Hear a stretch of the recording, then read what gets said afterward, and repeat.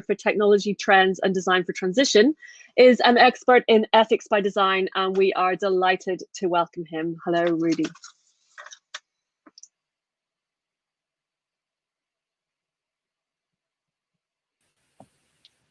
Hello, Kate. Take it away. Thank you. Put my presentation on, and then I can get started. So thank you for the introduction. Thank you for having me at Inspired AI, and of course, thank you all for joining this session. My name is Rudy van Belkom, and as Kate said, I'm a futures researcher at the Netherlands Study Center for Technology Trends. And today I want to talk about ethics by design. So the title of this session is, how can we design ethically responsible AI systems?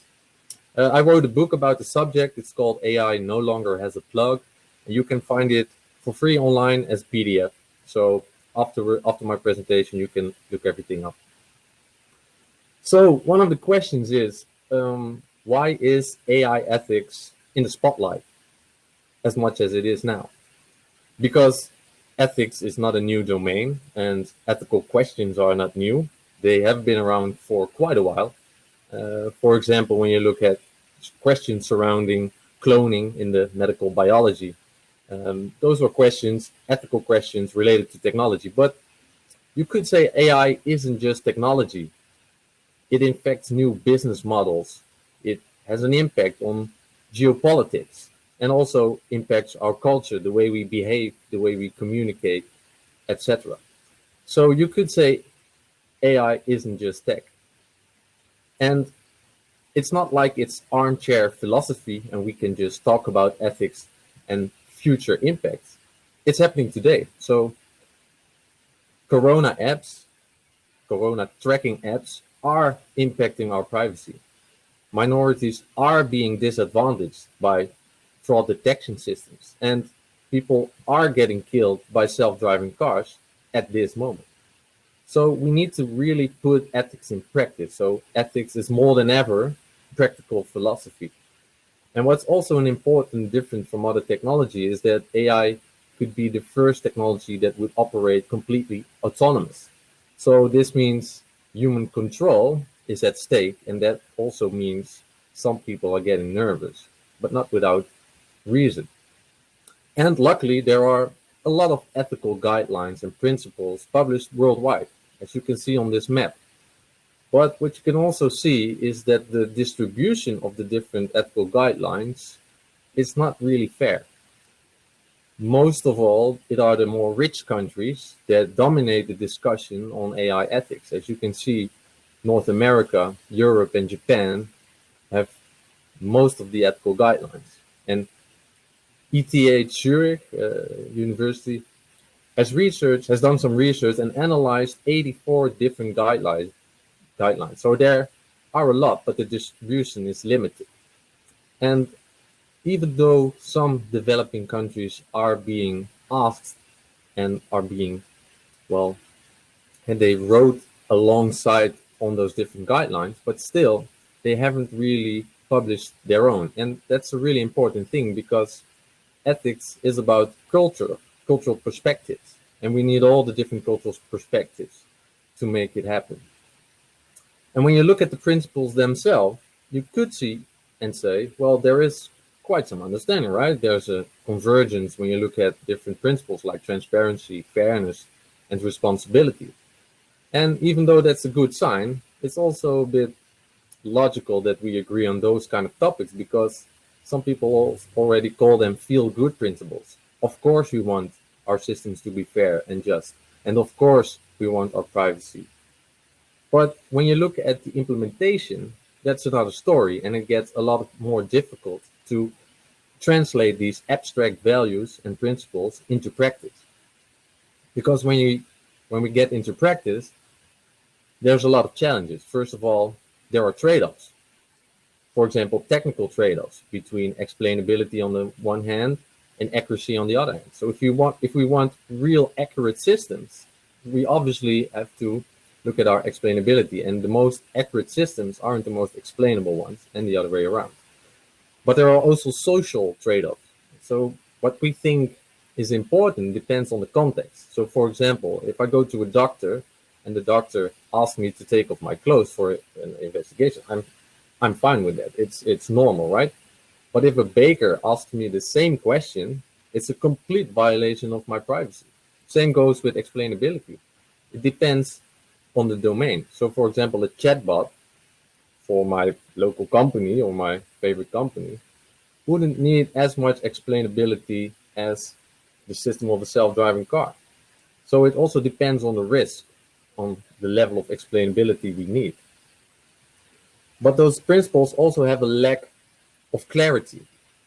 For example, when we look at fairness, what is exactly fair? I mean, it's a question which has taken over for years now, but and philosophers have talked about it for ages. But with AI, there's like a new dimension because we also have to look at fairness from a mathematical point of view. So, what is fairness mathematically? So, for example, when you look at corona tracking apps, what is fair? Do we risk putting people, healthy people, in quarantine? So you have like false positives, or do we take the risk of them spreading the virus and you have false negatives? And then what is fair enough? How many insecurities can we accept? What is acceptable? And when you look at the ethics guidelines for trustworthy AI from the high-level expert group from the EU, those are great guidelines, obviously, but trade-offs are hardly mentioned. They are mentioned in a smart or in a small paragraph.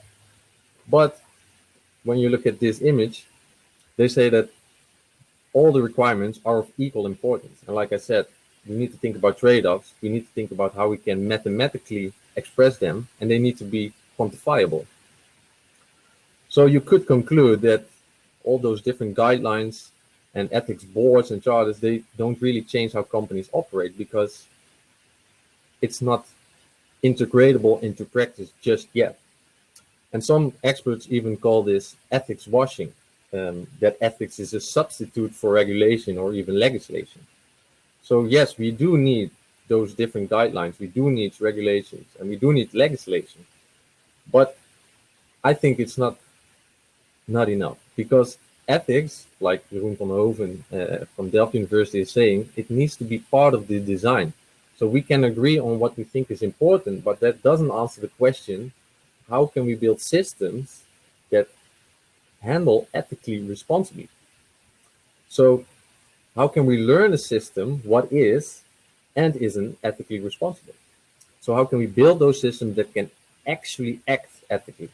And then we need to look at the design process as well. It goes beyond checklists and assessments. We need to go from evaluating to integrating. So it needs to be part of the design itself. And I think it's really important to look at 3 different system approaches, which is not very common in ethical debates, but we do need to look at how AI systems can actually learn. So the first one is called static learning. So you can basically program ethical guidelines and principles into the system. The advantage is that those principles are pretty transparent and we can talk about them with the whole of society and we can even monitor them. But the downside is that exceptions also need to be embedded in the algorithm, and that's almost impossible.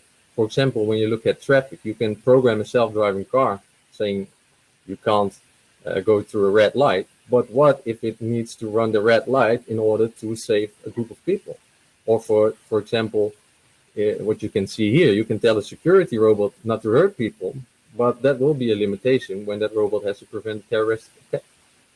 So it's almost impossible to program it in advance. So you can also look at another system approach.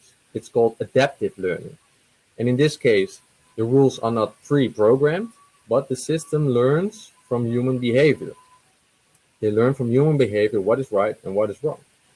So the algorithm needs to be equipped with some kind of goal function. So you can specify on what it needs to be optimized, and you can optimize different goals, functional goals, but also ethical goals. And the advantage of this approach is it can learn in the context. So not rules, basic or not basic rules, not only the exception, but it can learn in the environment. So the challenge in this approach is that you have individual needs, but you also have societal needs. And how can a system take notice of both?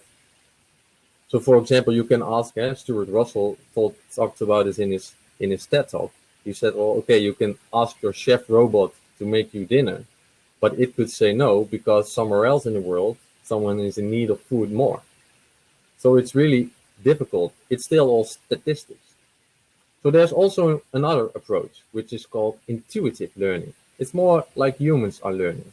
So it's a combination of static learning and adaptive learning. So you have static principles, but you also have the flexible of adaptation. And in this case, it's also the algorithm is also given a goal function, but instead of learning from behavior, people give value to a goal by assigning weight factors. So it's based on the utility. So it's also called a utility function. So for example, a self-driving car, you can program different goals and give different weight factors on these different goals. So the system itself can make ethical reasoning.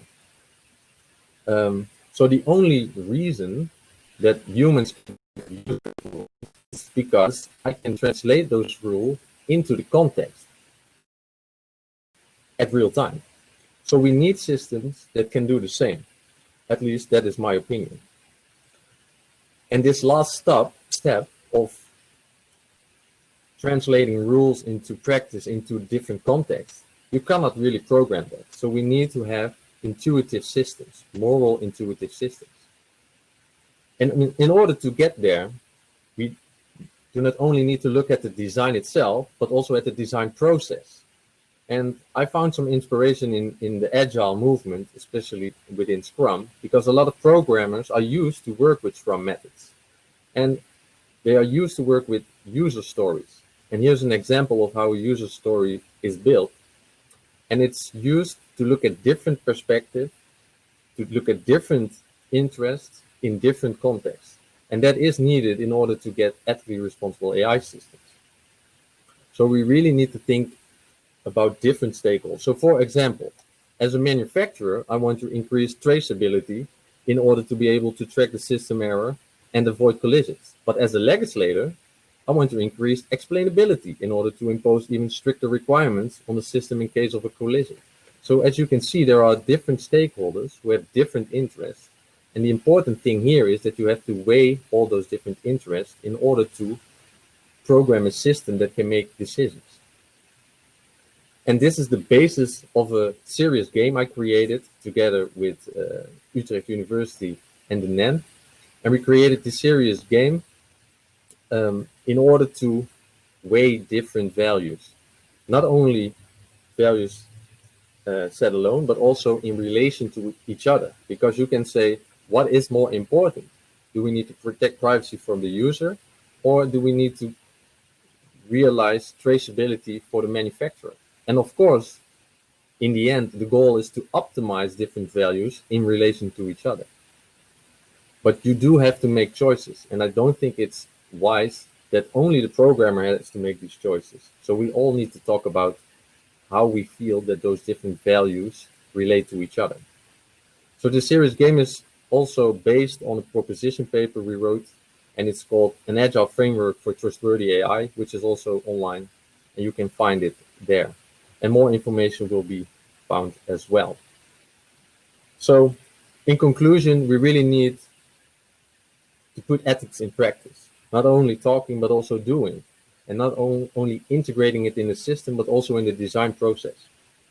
So complete control over an AI system may be an illusion. Maybe we have to accept that. But we can design AI systems that will act in our best interest, now and in the future. And for that to happen, we need to work together, not only technicians or ethicists, but we also have to look at sociologists, economists, and other people, and actually join forces. So I would like to thank you all for listening. If you want to read more about this approach, this more agile approach of creating ethically responsible AI systems, take a look at the book I wrote. It's online, it's for free. Feel free to share it. And obviously, I will stay around for a quick Q&A. So if you have any questions, please let me know. And you can also connect on LinkedIn, and I'm open for any questions because I think we need to elaborate with each other. So thank you all for your time, and thank you all for listening. Have a good day.